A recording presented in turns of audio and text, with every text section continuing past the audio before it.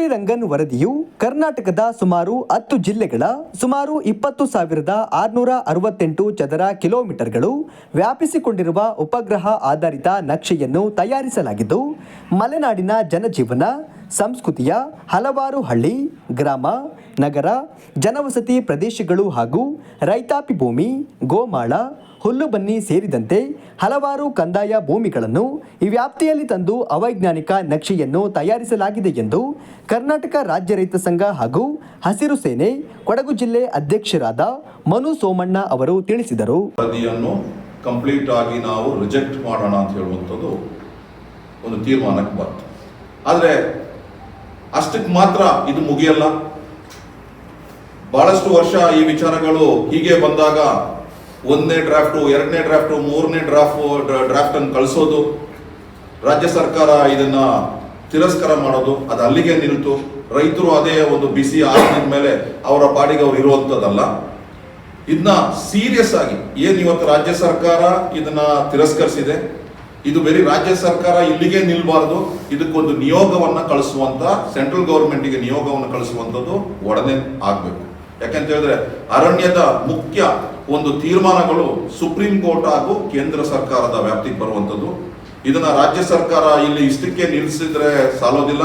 ಒಂದು ನಿಯೋಗ ಹೋಗಿ ಸೆಂಟ್ರಲ್ ಗೌರ್ಮೆಂಟ್ ಅಲ್ಲಿ ಫಾರೆಸ್ಟ್ ಅಂಡ್ ಎನ್ವೈರನ್ಮೆಂಟ್ ಮಿನಿಸ್ಟ್ರಿಯಲ್ಲಿ ಕೂತು ಚರ್ಚೆಗಳು ನಡೆಸಿ ಇದನ್ನ ಏನು ಈ ಭಾಗದ ಒಂದು ಕಸ್ತೂರಿ ರಂಗನ್ನ ಬೌಂಡ್ರಿ ಅಂತ ಹೇಳ್ತಾರೆ, ಅದನ್ನ ಬಫರ್ ಝೋನ್ ಮಾಡಿ ಸಾವಿರಾರು ಹಳ್ಳಿಗಳನ್ನ ಸೇರಿಸುವಂತ ಕೆಲಸ ಏನು ಕಸ್ತೂರಿ ರಂಗನ್ ರಿಪೋರ್ಟ್ ಅಲ್ಲಿ ತೋರಿಸಿದೆ ಅದು ಆಗ್ಕೂಡ್ದು.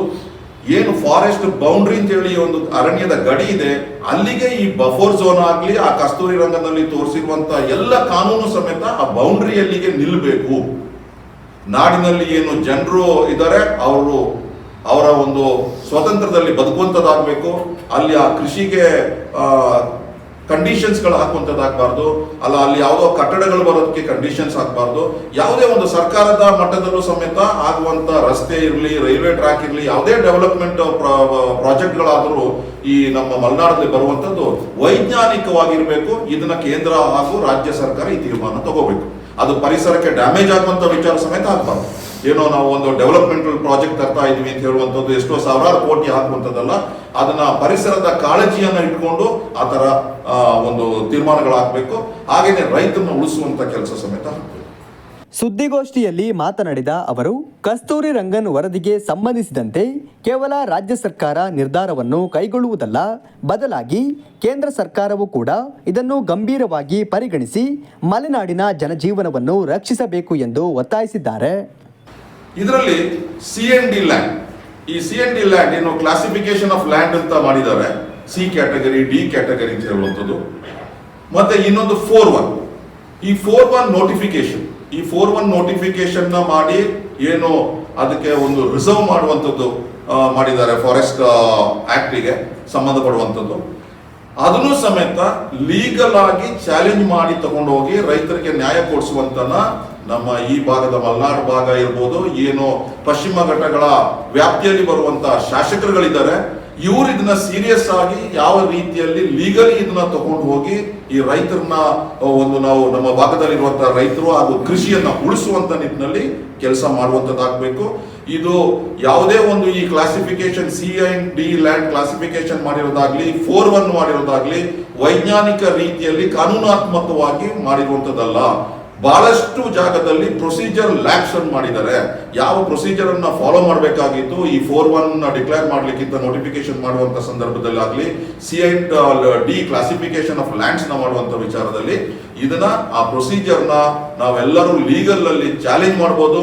ರೈತರು ಸಮೇತ ಇದು ಏನು ನಮ್ಗೆ ಬೇರೆ ದಾರಿ ಇಲ್ಲ ಅಂತ ಹೇಳ್ಕೊಂಡು ಕೂರಬಾರದು, ಇದಕ್ಕೆ ಅಪ್ಲಿಕೇಶನ್ಸ್ ಹಾಕುವಂಥದ್ದು, ಲೀಗಲಿ ಇದನ್ನ ನಾವು ಕೌಂಟರ್ ಮಾಡಲಿಕ್ಕೆ ಆದದ್ದು ಭಾಗದಲ್ಲಿರುವಂತ ಎಲ್ಲ ರೈತರು ಒಂದಾಗಿ ಇದನ್ನ ಲೀಗಲ್ ಫೈಟ್ ಬರಬೇಕು. ಆ ಶಾಸಕರುಗಳನ್ನ ಜವಾಬ್ದಾರಿತ ಮಾಡಿ ಶಾಸಕರುಗಳು ಹಾಗೂ ರಾಜ್ಯ ಸರ್ಕಾರನೇ ಈ ಮುಂದಕ್ಕೆ ಇದನ್ನ ಲೀಗಲಿ ತಗೊಂಡು ಹೋಗುವಂತದ್ದಾಗಬೇಕು. ಇದನ್ನ ರೈತರ ಜವಾಬ್ದಾರಿ, ಆತನ ಜಮೀನನ್ನು ಆತನೇ ನೋಡ್ಕೊಳ್ಳಿ ಅಂತ ಹೇಳುವಂತದ್ದಲ್ಲ. ಯಾಕಂತಂದ್ರೆ ಇದಕ್ಕಿಂತ ಮುಂಚೆ ಇದಕ್ಕೆ ಫಾರ್ಮ್ 54, ಫಾರ್ಮ್ 57 ಅಂತ ಹೇಳುವಂತ ರಾಜ್ಯ ಸರ್ಕಾರ ಕರೆದಿದೆ, ಕಾಲ್ ಫಾರ್ ಮಾಡಿದೆ. ಅದಕ್ಕೆ ಎಷ್ಟೋ ಜನ ರೈತರು ಅದಕ್ಕೆ ಅಪ್ಲೈ ಮಾಡಿದ್ದಾರೆ. ಇದೆಲ್ಲವೂ ಇದ್ದಾಗ ಇದು ಒಂದು ಕಾನೂನು ಹೋರಾಟಕ್ಕೆ ಸೂಕ್ತವಾಗಿರುವಂತದ್ದು. ಪರಿಸರವೂ ಸಮೇತ ಕಾಳಜಿ ಇರಬೇಕು. ಯಾಕೆ ರೈತರಿಗೆ ಇದನ್ನೆಲ್ಲ ಒತ್ತಡ ಹಾಕ್ತಾರೆ ಅಂತ ಹೇಳುವಂಥದ್ದು, ರೈತರು ಇವತ್ತು ಕಾಫಿ ಗಿಡ ನಟ್ಟಿರಲಿ, ಅಲ್ಲಿ ಕಾಳು ಮೆಣಸು ನಟ್ಟಿರಲಿ, ಇದೆಲ್ಲವೂ ಗಿಡಗಳು ಪರಿಸರದ ಒಂದು ಭಾಗವಾಗಿದೆ. ರೈತರು ಪರಿಸರವನ್ನು ಪೂಜೆ ಮಾಡ್ಕೊಂಡು ಬಂದಂಥದ್ದು. ಈಗ ನಮ್ಮ ಮಡಿಕೇರಿ ಭಾಗದಲ್ಲೂ ಕೊಡಗು ಭಾಗದಲ್ಲೂ ನಾವು ಮರದ ಬುಡದಲ್ಲೇ ಪೂಜೆಗಳು ಪುರಸ್ಕಾರಗಳನ್ನ ಮಾಡ್ತೀವಿ. ಹಾಗಾಗಿ ನಾವು ಎಲ್ಲ ಭಾಗದಲ್ಲಿ, ಮಲೆನಾಡು ಭಾಗದಲ್ಲಿ ಅಷ್ಟೊಂದು ಈ ಪರಿಸರವನ್ನು ನಾವು ಪೂಜೆ ಮಾಡ್ಕೊಂಡು ಬಂದವ್ರ ಮೇಲೆ ಯಾಕೆ ಈ ನಿರ್ಬಂಧನೆಗಳನ್ನ ಹಾಕಿ ರೈತರನ್ನೇ ಅಲ್ಲಿಂದ ಒಕ್ಕಲಿಸುವಂತ ಕೆಲಸ ಮಾಡ್ತಾರೆ? ಯಾಕಂದ್ರೆ ಪರಿಸರವನ್ನ ಹಾಳು ಮಾಡಿದಂಥದ್ದೆಲ್ಲ ಸಿಟಿಯಲ್ಲಿ ಇರುವಂಥವು. ಏನು ಕಾಂಕ್ರೀಟೀಕರಣ ಮಾಡಿದ್ದಾರೆ, ಅಲ್ಲಿ ಲೇಔಟ್ಗಳು ಮಾಡಿ, ದೊಡ್ಡ ದೊಡ್ಡ ಬಿಲ್ಡಿಂಗ್ಗಳು ಮಾಡಿ, ಅಲ್ಲಿ ಇವರು ನಿರ್ಬಂಧನೆಗಳನ್ನ ತರಬೇಕು. ಅಲ್ಲಿ ಒಂದು ಲಂಗ್ ಸ್ಪೇಸ್ ಅಂತ ಹೇಳಿ ಫಾರೆಸ್ಟ್ ಗಳನ್ನ ಕ್ರಿಯೇಟ್ ಮಾಡುವಂಥದ್ದು, 1 ಎಕರ್ನೋ 2 ಎಕರ್ನೋ ಪಾರ್ಕ್ಗಳು ಮಾತ್ರ ಅಲ್ಲ, ಅರಣ್ಯಗಳನ್ನ ಮಾಡುವಂಥದ್ದು ಲಂಗ್ ಸ್ಪೇಸ್ ಅಂತ ಹೇಳಿ ಇತ್ತೀಚೆಗೆ ಮಾಡ್ತಾ ಇದ್ದಾರೆ. ಅದನ್ನ ಬಹಳಷ್ಟು ಮುಂಚೆನೆ ಶುರು ಮಾಡಬೇಕಾಗಿತ್ತು.